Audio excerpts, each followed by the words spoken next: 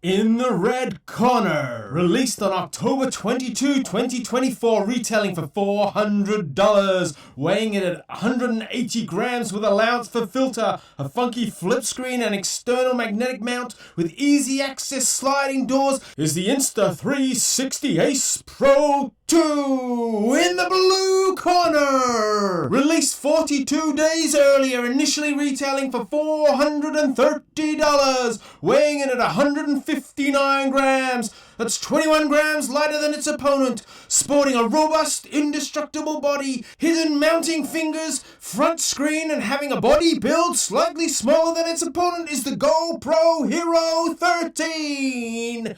G'day guys, what's cracking? My name's Ralph Mayhew. Welcome to the channel, and today we are comparing the Ace Pro 2 from Insta360 and GoPro Hero 13. Let's see how they go as they come together. Now, full disclosure, Insta360 have reached out to me and asked me if I would review the Ace Pro 2 against the GoPro Hero 13. They have sent me this camera and they've asked me to be as brutal as honest as possible so I can give you a fair and objective opinion. But you need to know that, right? Like, there might be times when you're like, hang on, and take that into account. But I'm hoping and aiming for a clean fight. Both cameras are incredible. You can control the auto on off, what you do with the front screen on both of them, your screensaver timer when it gets turned off. Both have quick capture, which is when the camera's off, you press the shutter button and they start recording. Both have voice activation, and the Insta360 Ace Pro 2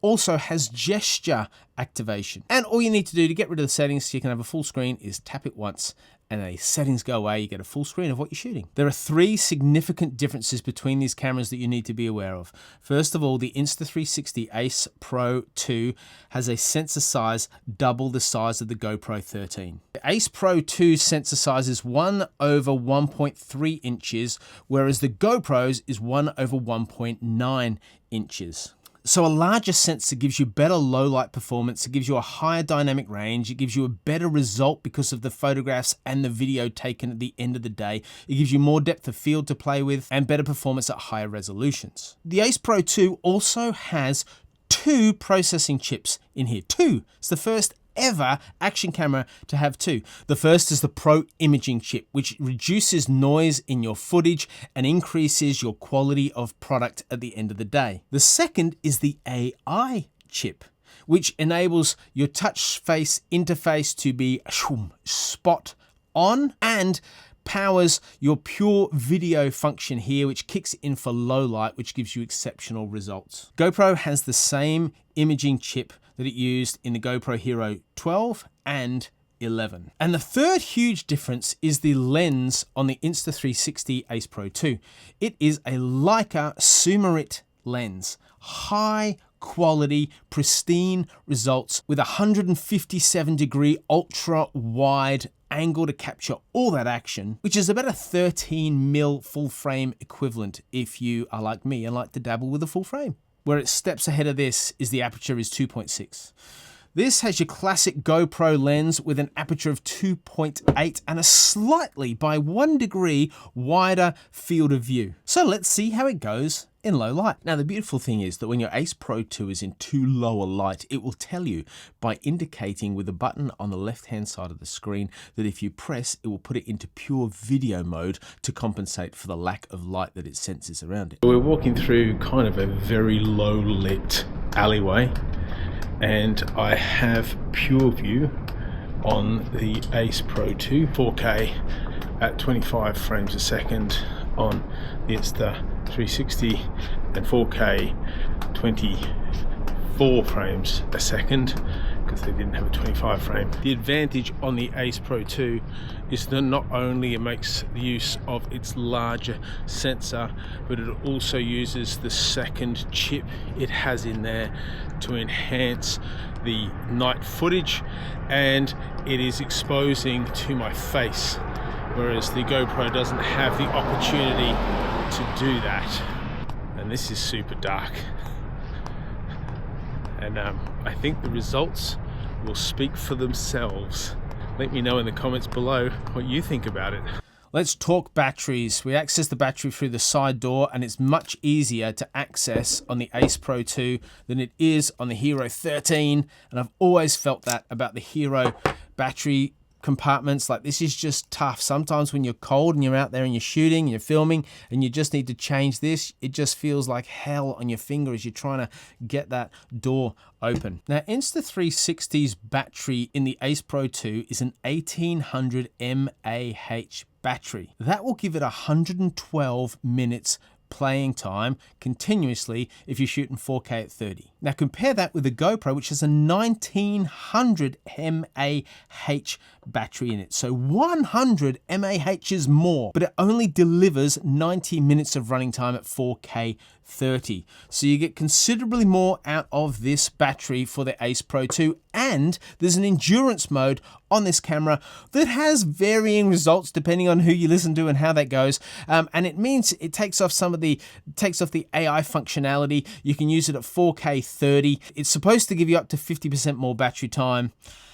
Don't bet the farm on that happening, okay? It gives you more in a pinch if you need it. It's probably the best way to look at it. The crazy difference is in 18 minutes, I can charge this to 80% from empty. And at 47 minutes, I can have the whole thing at 100%. The GoPro's battery takes an hour and 40 minutes, which is pretty quick for it to charge. But the ratio is you have to charge it more than you get to use it. So a little bit of a disappointment and an advancement I'd like to see with GoPro into the future. So as you can see, battery differences are substantial in favor of the Ace Pro 2. The Ace Pro 2 gives you the opportunity to shoot in different aspect ratios from 16 to 9, 4 to 3, and 2.35 to 1. The GP13 offers an aspect ratio of widescreen, vertical trend, traditional 4 to 3, full frame 8 to 7. What I love about the Ace Pro 2 is it has this little option comes up when you're selecting your shutter speed, and it looks out the light and it says, you need to go to this setting of frames per second to avoid flicker. And so flicker is when you get banding. It's terrible. And this automatically calculates. So it's really good. When you're setting up a shot, it'll tell you how to go anti-flicker and what to suggest. You can also experiment. You can choose one and it will tell you if you need to choose another because of the flicker ratio on it. The GoPro has a zoom function that you can use to zoom into 1.4. You have to go through a setting to do that.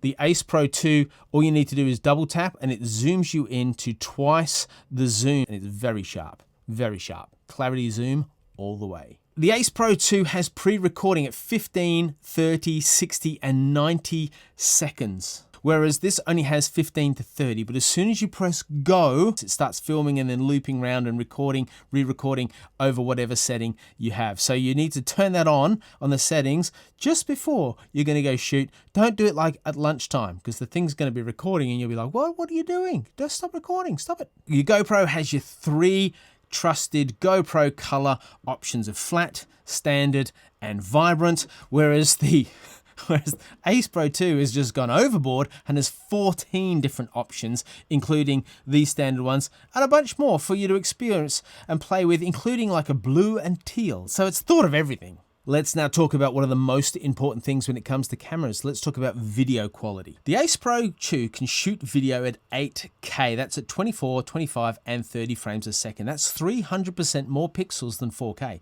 which means you can crop down to a quarter of the size of your frame and still retain 4K quality. The big risk is overheating and overheating fast. The GoPro 13 can only handle up to 5.3K at 24, 30, and 60. But you're able to use HyperSmooth stabilization when you do that, whereas you are limited just to standard stabilization on the Ace Pro 2 when you shoot in that much higher resolution. Now let's do a 4K video test, and as you can see, the two cameras are here, and just by looking at them, I don't know, it feels like the Ace Pro 2 looks more natural, it looks less artificial, less pixelated, more smooth. Even the background behind my ear looks sharper and more defined. Now this is at 300%, so you're getting a really, really close up. The 4K options on the Ace Pro 2 are 24 frames, 25, 30, 48, 50, 60, 100, and 120. That's way more than you get on the GoPro 13, which is 24, 30, 60, and 120. It just feels like there's a better finish, a better quality on the Ace Pro 2, especially when we put it under pressure and zoom in, trying to make the most out of the lens and out of the sensor. When it comes to 2.7K, all you have on the GoPro Hero 13 is 240 frames a second, which is about 10% slow motion. It's very slow, and the GoPro seems to excel in giving you slow motion options because the Ace Pro 2 doesn't have 240 frames available at 2.7. It only has these. But because of its chip, its sensor size, and its lens, I dare say that you could get pretty good results at a 1080p that might really challenge this when you're both shooting on 240. And then when it comes to 1080p, we've just got tons more options on the Ace Pro 2 than we do on the GoPro Hero 13, but to be honest, like, who cares?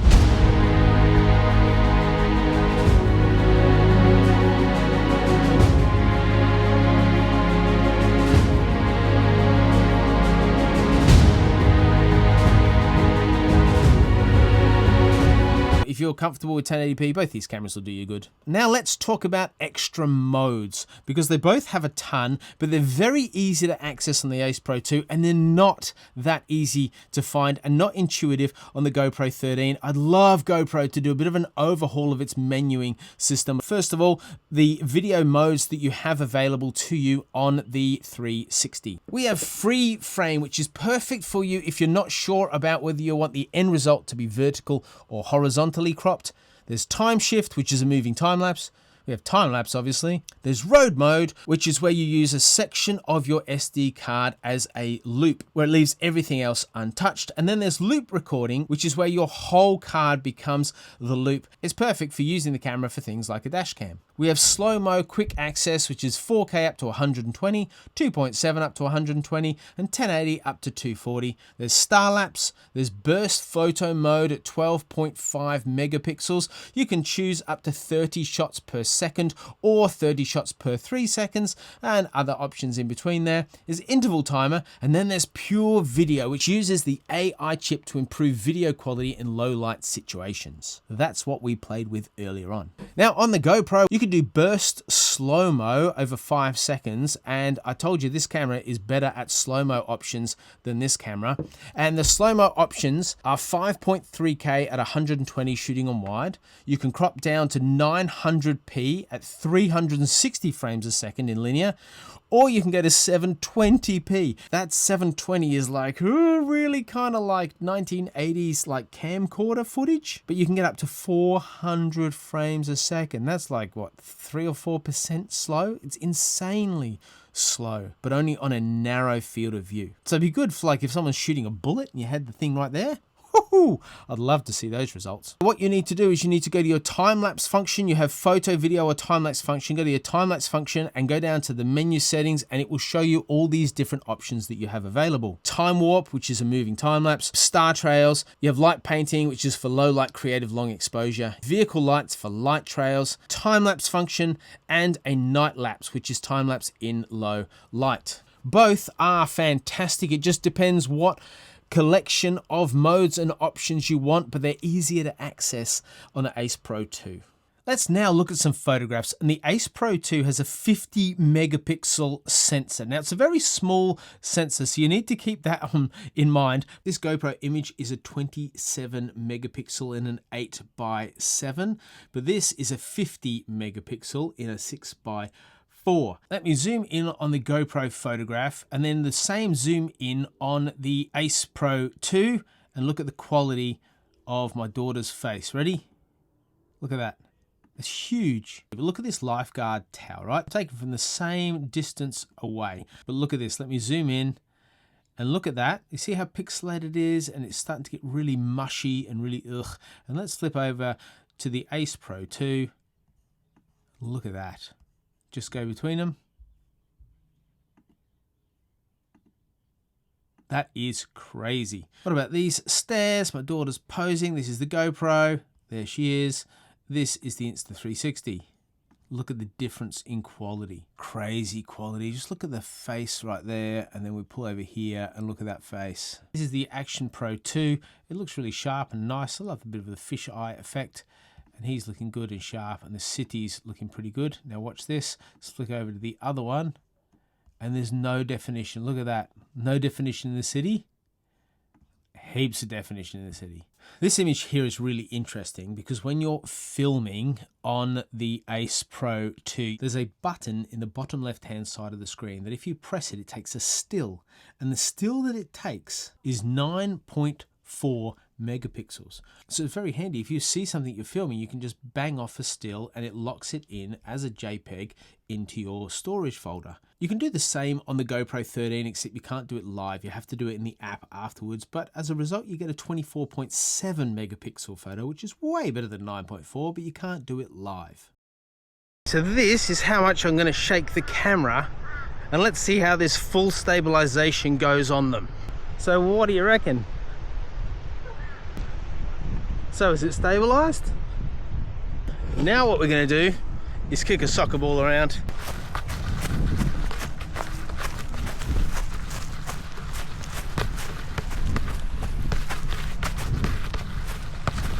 Well, how'd that go?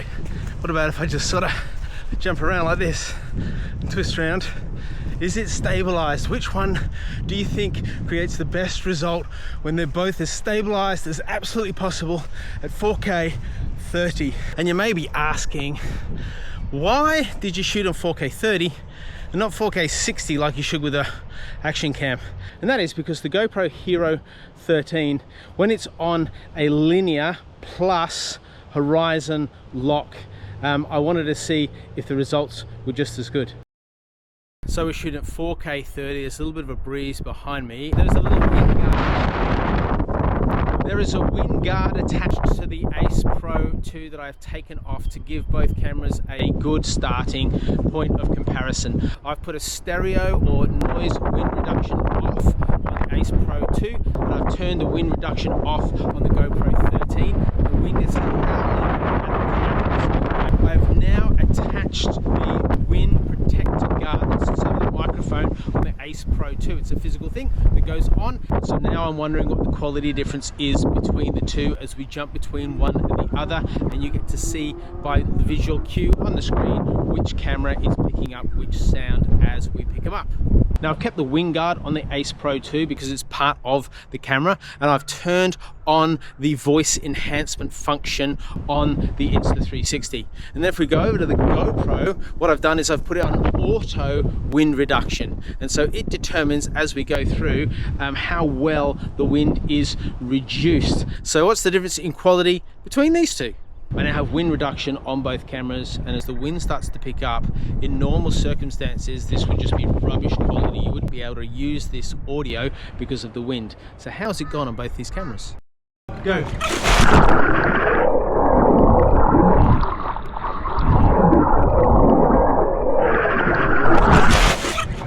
The Ace Pro 2 has this rubber band that sits around its lens that easily falls off its grip, and I think it's so you can actually take the lens off. This thing just flips off all the time. It just easily comes off. I'm not sure if it's actually needed, to be honest. It'd be great if you could actually remove this part of the GoPro, just like on the Ace Pro 2, but instead you put a filter over the top, which just makes it a little bit bulkier and impedes on the screen. I do like the built-in fingers, I think they're called, of the GoPro 13, and they're very robust. Like, they don't move around, they're not floppy, they are just solid, so you can easily connect it and mount it without it shaking around. That's a big win. I also like the magnetic base that you can connect on here with the mounting fingers that come out here. It's good to have these built in. You don't have to remember, like, oh, I forgot the mounting point, it's already here. So just a little win this way. I alluded to it earlier, but the menus on these cameras could not be further apart. This is intuitive, every time you touch it, it works, and the menus are where you think they should be before you get there. It's easy to find something if you can't remember exactly where it is.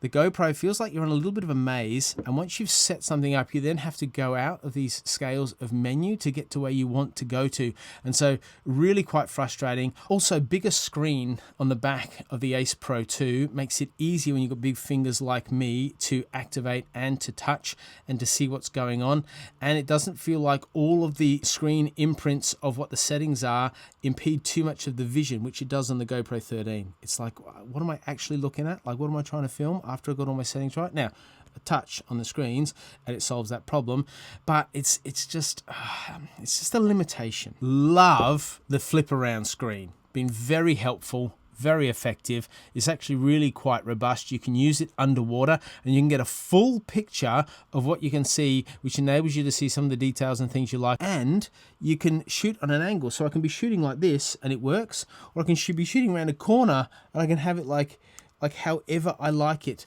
between here and at any stage all the way through to here. So that is just a standalone option for the Ace Pro 2 that it's always felt with GoPro that they've tried to fit into the body that they've had, that they just keep trying to stay true to this.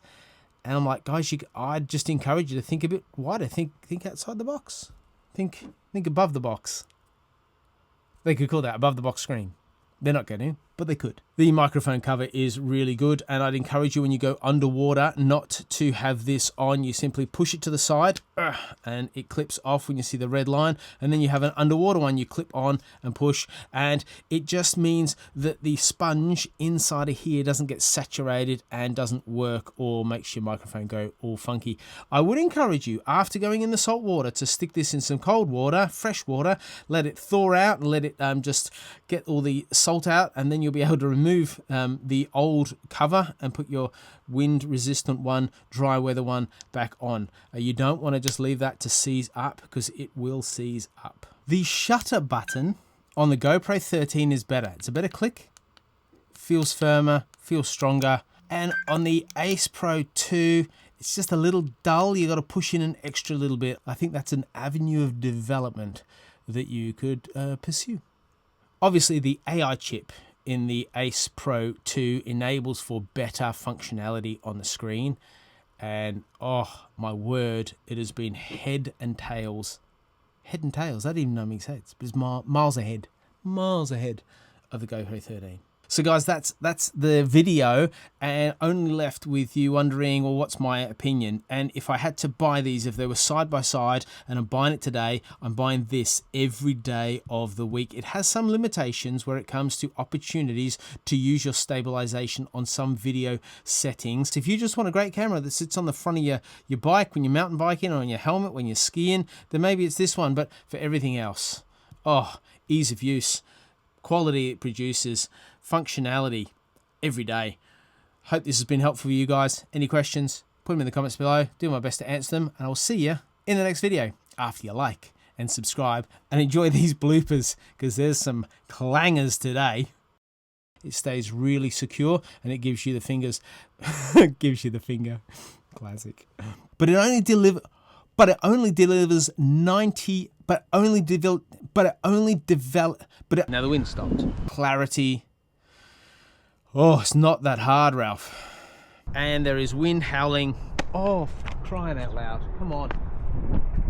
So what's the difference in quality between these two as the wind sort of carries through from my behind?